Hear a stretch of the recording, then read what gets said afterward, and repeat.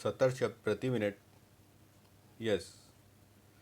गुजरात में 1000 की आबादी पर 0.33 हॉस्पिटल बेड हैं, जबकि राष्ट्रीय अनुपात 0.55 है। रिजर्व बैंक की रिपोर्ट बताती है कि गुजरात सामाजिक सेक्टर में निवेश में बहुत पिछड़ा हुआ है।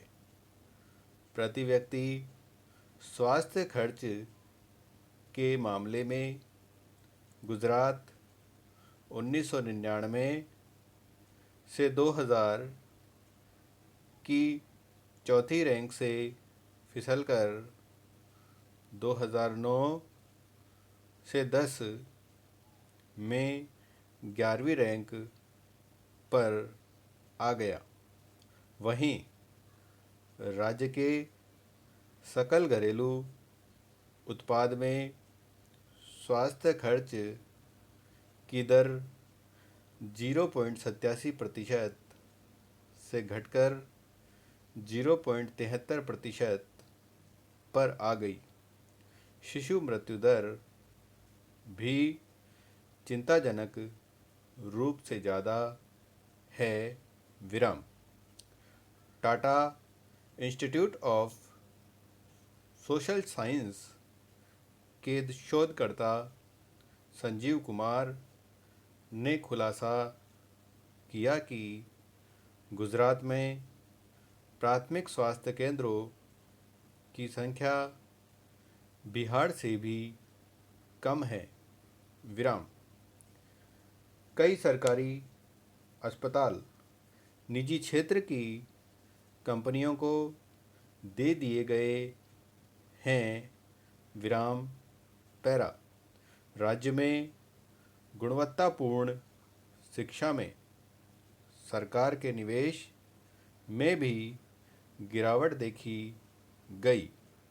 गुजरात अपनी आय का 2% से भी कम शिक्षा पर खर्च करता है और उसकी आधे से ज़्यादा वर्कफोर्स या तो अशिक्षित है या केवल 5वीं कक्षा तक ही पढ़ी है। विराम। अर्थशास्त्र की प्रोफेसर इंदिरा हिरवे ने बताया कि गुजरात में अनौपचारिक और पारंपरिक क्षेत्रों में काम कर रहे 90% से ज़्यादा कामगारों की आय और सामाजिक सुरक्षा कम है। विराम। ऐसे में क्या सूरत के इस दलदल में काम कर रहे प्रवासी मजदूरों की चिंता पर हमें आश्चर्य होना चाहिए?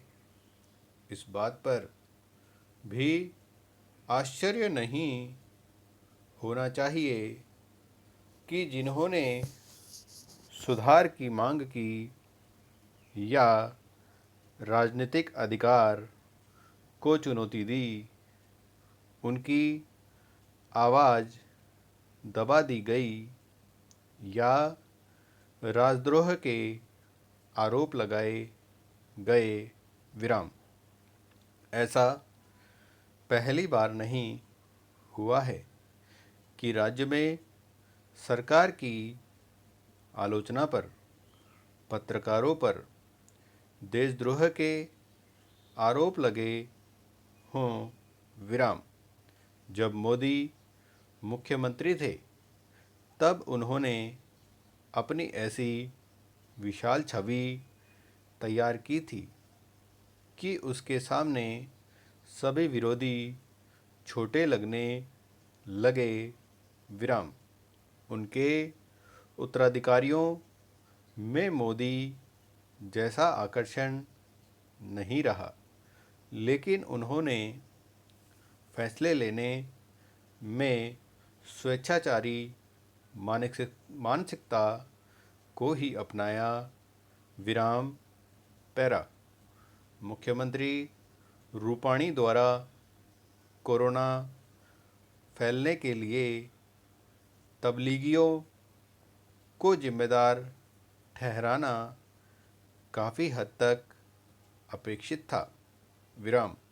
कई वर्षों में गुजरात के राजनीतिक संस्थान में अल्पसंख्यक समूहों के लिए नापसंदगी को बढ़ावा दिया गया है।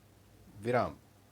हिंदू मुस्लिम के बीच अदृश्य भौगोलिक सीमाएं पिछले कुछ वर्षों में गहराती नज़र आई हैं। विराम।